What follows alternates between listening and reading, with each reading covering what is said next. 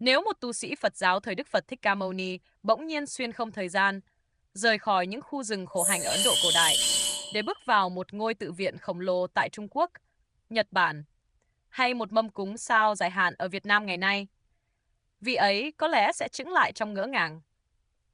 Thay vì hình ảnh Thế Tôn gầy gò, tĩnh lặng dưới gốc cây Bồ đề, vị tu sĩ ấy sẽ nhìn thấy một bức tượng Phật Di Lặc bụng phệ, cười hề hả, tượng trưng cho sự sung túc và chiêu tài nạp lộc.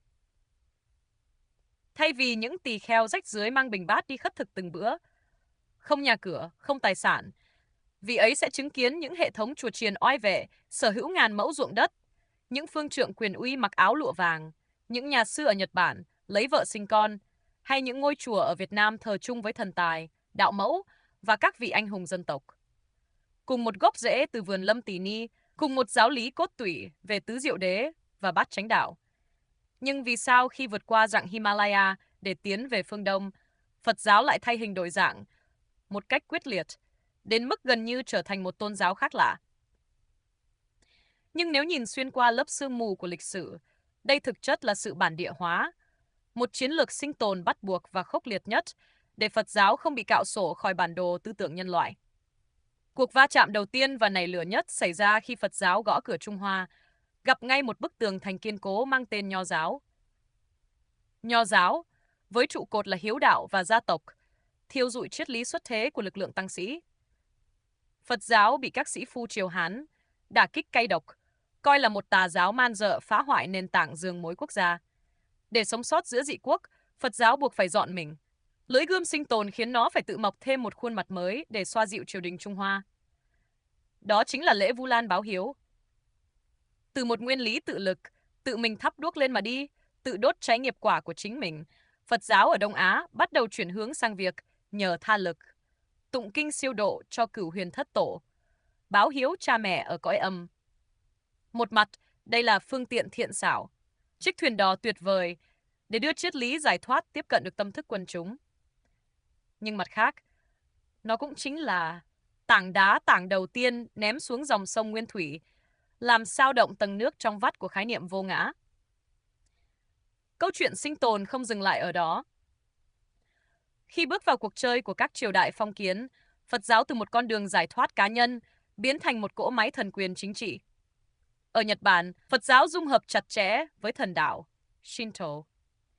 Thay vì chỉ thiền định trong rừng sâu, các nhà sư trở thành những chiến binh bảo vệ lãnh địa hoặc phục vụ cho giai cấp samurai. Chân lý vô thường, vô ngã bị kéo tuột xuống mặt đất để thích nghi với trò chơi vương quyền và nhịp sống thế tục. Đó không phải là vì các nhà sư hám dục, mà là hệ quả của một cuộc cưỡng chế quy phục nhà nước. Khi xuôi dòng xuống phía Nam và chảy vào Việt Nam, Phật giáo tiếp tục trải qua một lớp màng lọc văn hóa khổng lồ.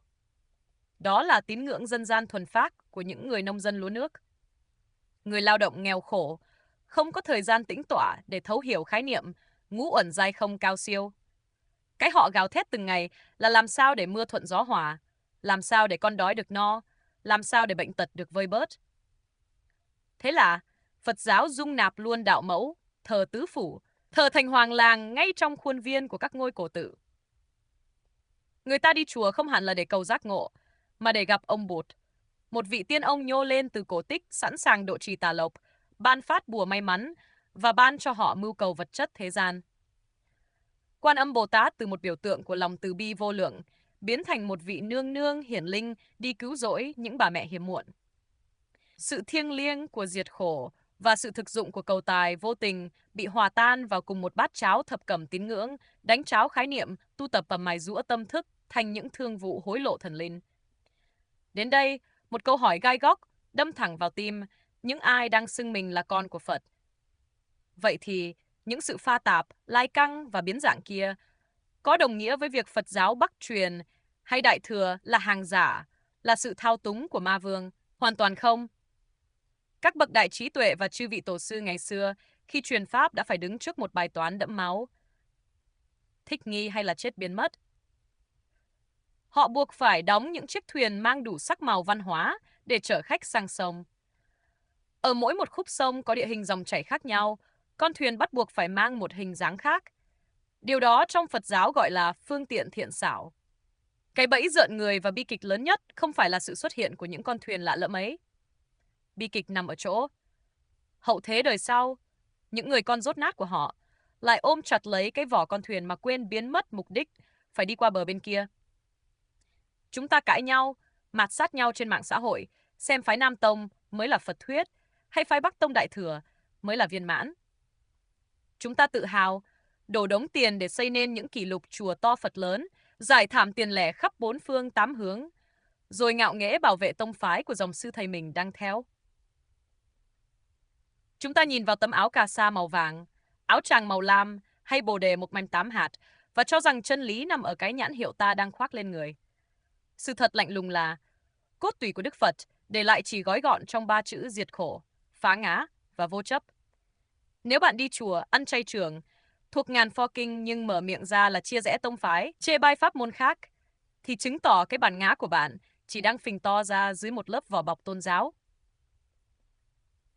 Nếu bạn tu hành mà chỉ quanh quẩn van vái cho gia đạo bình an, làm ăn phát đạt và dính chặt vào các nghi lễ rườm rà, thì cạn lời mà nói, bạn chỉ đang học theo phong tục địa phương, chứ bạn chưa từng bước một ngón chân nào vào cánh cửa thực sự mà Thích Ca Mâu Ni đã mở. Văn hóa là lớp áo choàng, Phật Pháp là tùy xương. Người trí khi nhìn vào một pho tượng gồ ghề hay một mâm cúng sao giải hạn ở cửa chùa sẽ mỉm cười xót xa hiểu thấu lịch sử dông bão của sinh tồn. Họ đi xuyên qua lớp bụi bặm của phong tục ấy, lúi lủi nhặt lấy viên ngọc vô ngã, rồi tĩnh lặng lên đường. Còn kẻ vô minh, muôn đời vẫn chỉ mải mê quỳ lạy cái hộp gỗ đựng ngọc mà thôi.